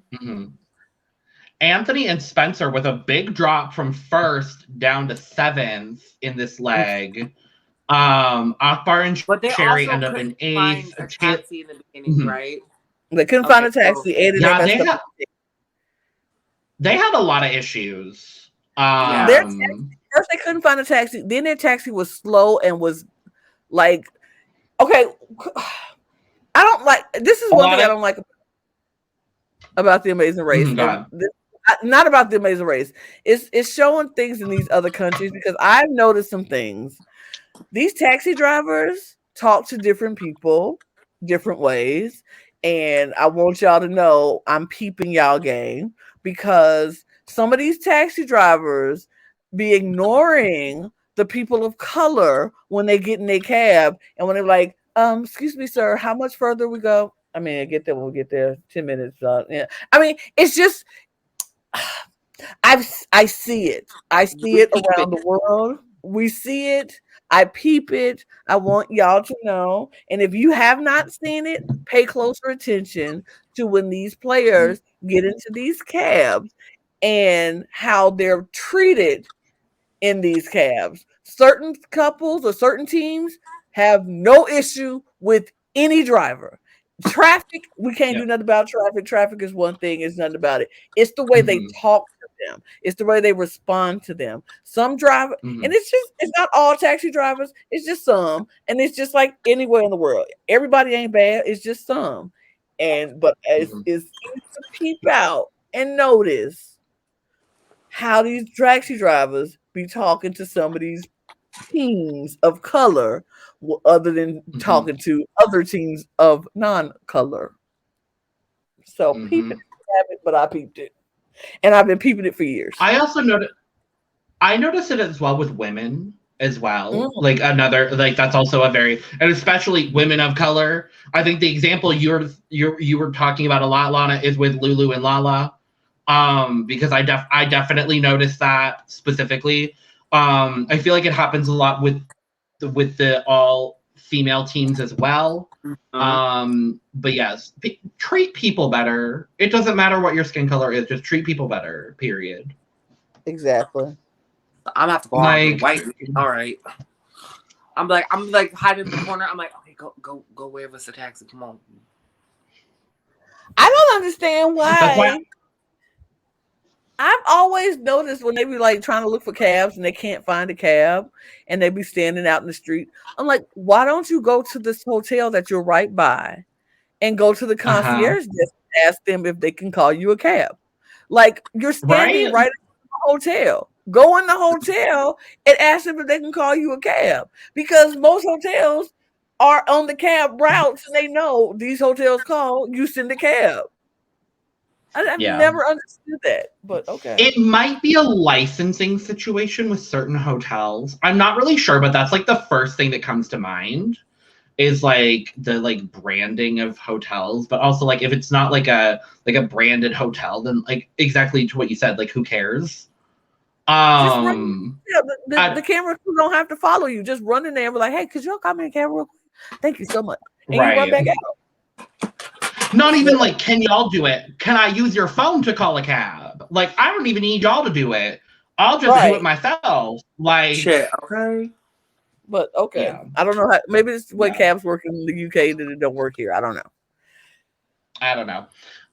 We end up, sadly, with Lulu and Lala ending up last on this leg. But wait! It's a non-elimination leg, so we're still racing. Cool. Scotland. That's the last thing I heard from Phil is see you in Scotland.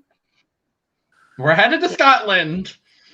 So this preview gives us something interesting, which we didn't touch on. The very first scene we see in the episode is Phil talking about how this episode was filmed prior to COVID. And then we see in the preview for next week that production is getting shut down at the end of the third leg.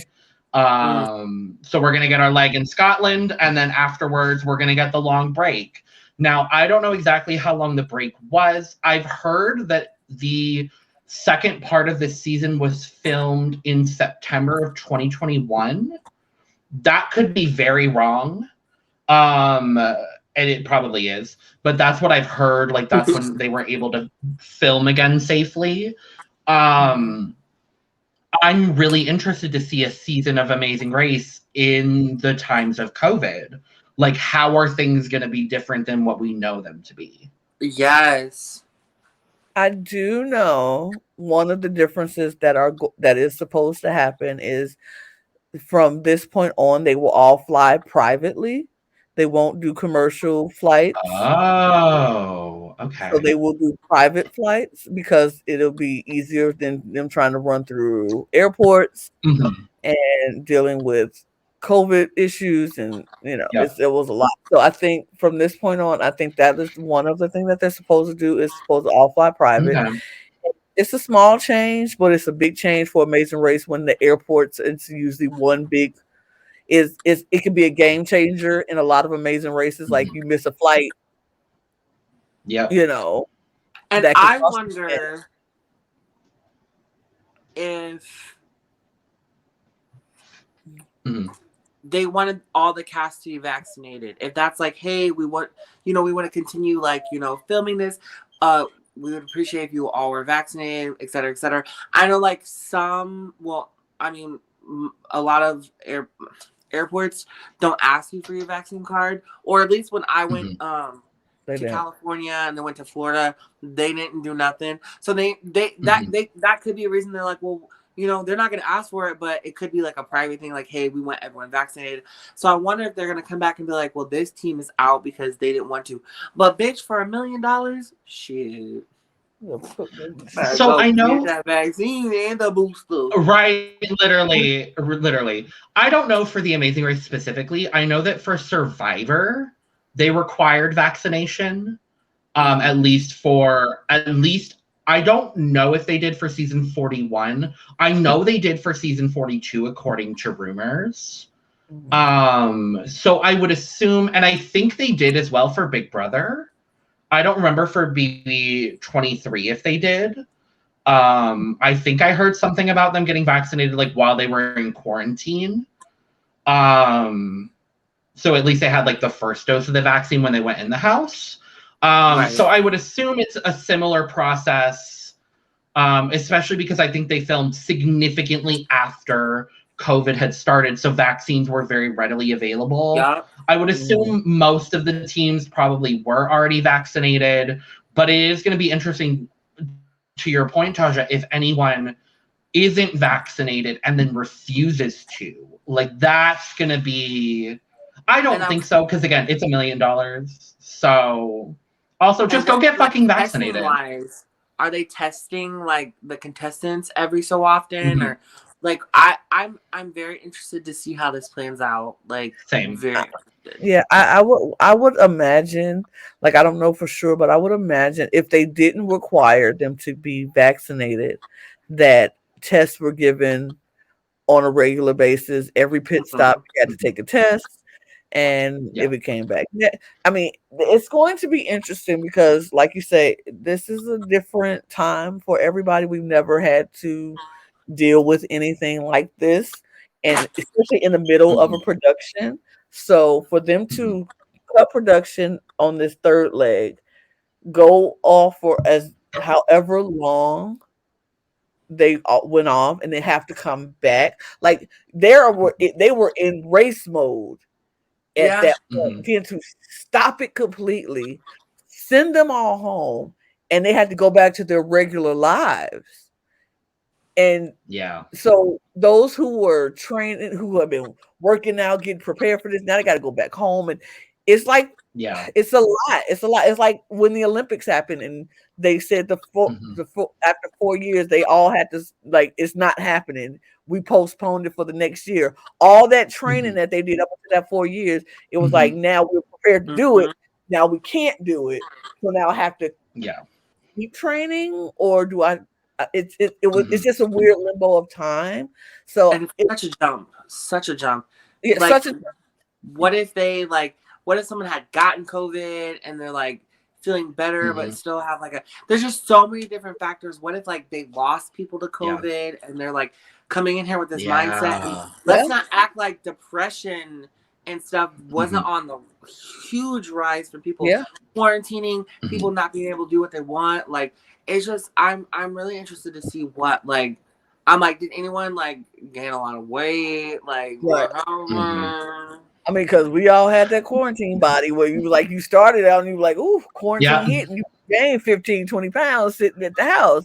So it's what is the mindset going to physically? How is it go? They're going to change mentally. What is it going to do to them? Because, like you said, people could have lost people during this time. What if they lost their people in COVID and then they had to come back and get back into the mindset and just say, okay, now I'm a race again? that might not be the top priority for them anymore. That $1 million might not even be worth it to them anymore. So especially being scared. Like I don't want to go back into the world. I'm vaccinated, and I still don't like my.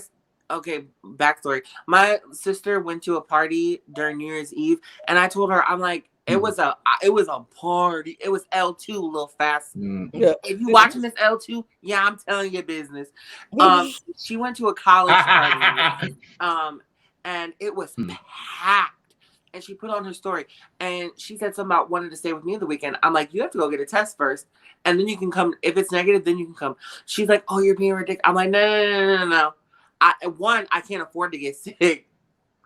I just can't. And my lungs already compromised already, like really bad already from getting sick from forever ago. If it's a respiratory, I was like, no. I wear a mask everywhere.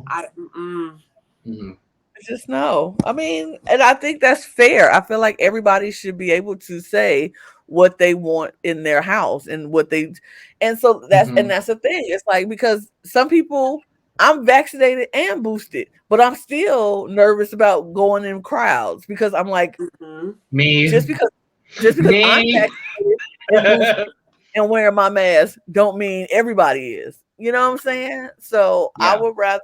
So I understand. I don't know. Me personally, I don't know if I would want to go back on that race after it being shut down, and then the pandemic is still going on, because right now the pandemic is still happening. We still have different variants, and so do I want to get on a plane, go across the world to countries who's dealing with the same thing, even more so? Like, what if they would have told them? What if they went to India? You know how bad India was at that one point. What if they went to like the only countries that were doing well in this moment was like New Zealand and Australia. And that's because there's like 3 people on New Zealand. No, and that's because they handled one of them. But but they handled it better. But even then, what if I was in New Zealand? If I lived in New Zealand and we handled it well, I don't want no Americans who I don't know if they handle it well in my country doing it again. So it's a lot.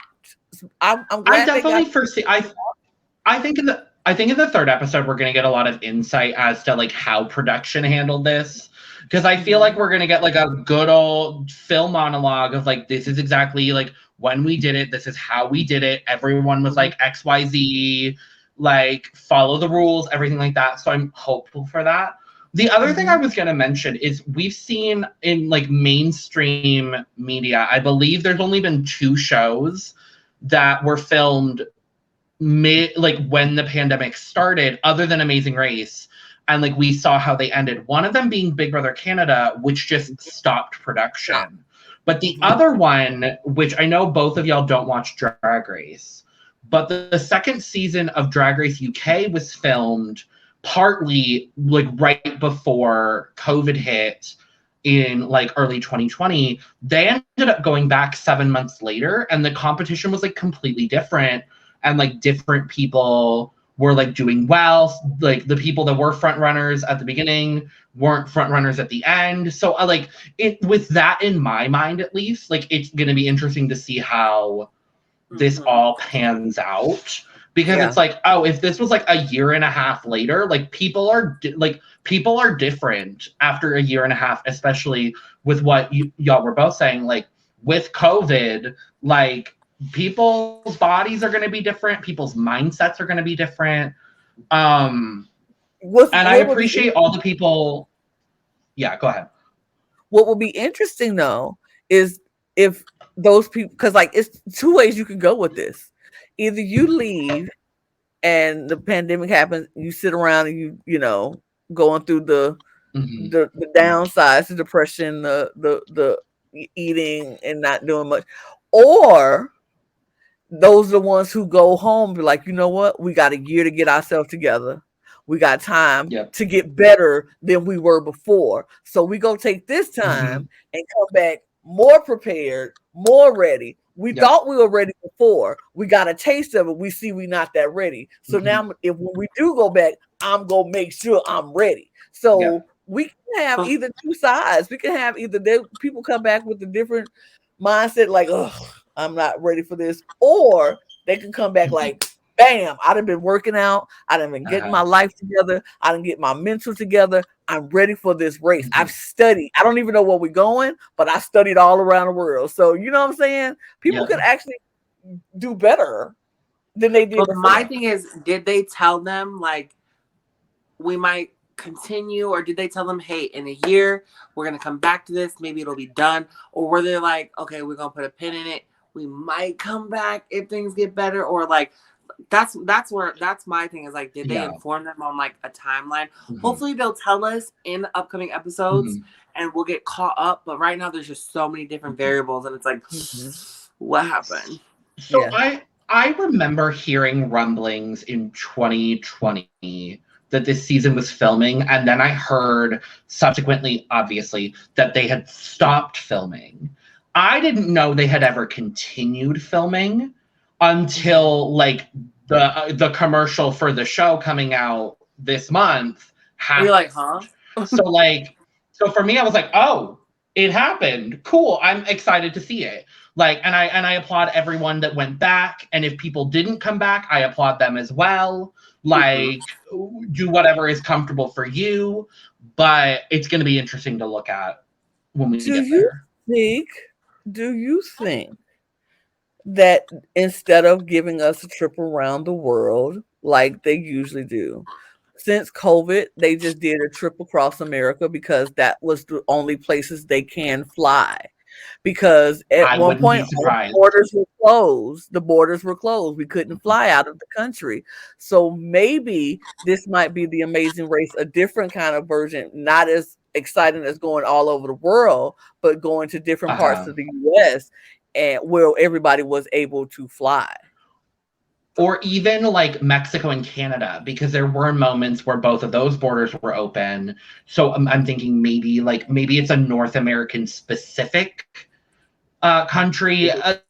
They had to have thought of every single possible scenario to make it work. So I'm more so excited. I'm excited for these teams, but I'm also very excited to see how they've adapted this format for the way that we're living currently. I think that's what I'm most excited to see. And like, how are they adapting that? I wouldn't even be sad if it was just across the country, United States type of deal, because it's like it's the situation that was dealt to them, and they did the best they can with what was given to them. So I wouldn't even be like, "Oh, this ain't the Amazing Race." But some people are going to be mad if it is that. But I wouldn't be that a person, because I'm like, what did you expect them to do in a pandemic? When all the borders are closed, they can't fly to every country. Some countries are worse off than this country. Like they would usually go to India, they would usually go to China, they would usually go to Hong Kong. But those countries were dealing with the same pandemic that we were, and sometimes worse. So you don't want to take your people over there and expose them to that. So I get it. If that was the case, if that's the case, and that's what we get across the country, America type deal, or all the U.S. territory type deal, I wouldn't be mad at that. I would enjoy it just the same, because I feel like they're still doing the race. They're still racing for the $1 million. Yeah. Very that. I mean, we'll have to wait 2 episodes to find out. So stay tuned for our episode 3 recap where we find out everything. No, also tune into episode 2 because it's going to be fun. But we did it. 2 legs, 1 episode, a good old premiere. And I'm just happy to be back podcasting with y'all because this was lovely. I'm just happy to be back and talking about the Amazing Race. The fact, like I said, to have Phil get to tell us the world is waiting, that did something to my soul. So I'm very excited. Yep. Got my girlies tingling and shit. Yes, tingling. I was like, oh, come on, Phil. Yep. Yes. So with that, thank you so much for joining us for our first ever episode covering The Amazing Race. We will be back next week, same time, same place for episode 2 in Scotland. That was a really bad accent, but like we're gonna try. Scotland. Scotland. Scotland. Yeah. So with that, cheers, ladies. Even though my glass is empty, we'll cheers anyway. So, cheers to that. Clink. Cheers, clink. Clink. Goodbye. Goodbye. Bye-bye now. Bye-bye. Bye. Bye. Bye now. Bye. Bye-bye now. Bye. Bye-bye. Goodbye. Goodbye. Bye-bye now. Bye. Girl, you still Bye. Girl. Bye. The door.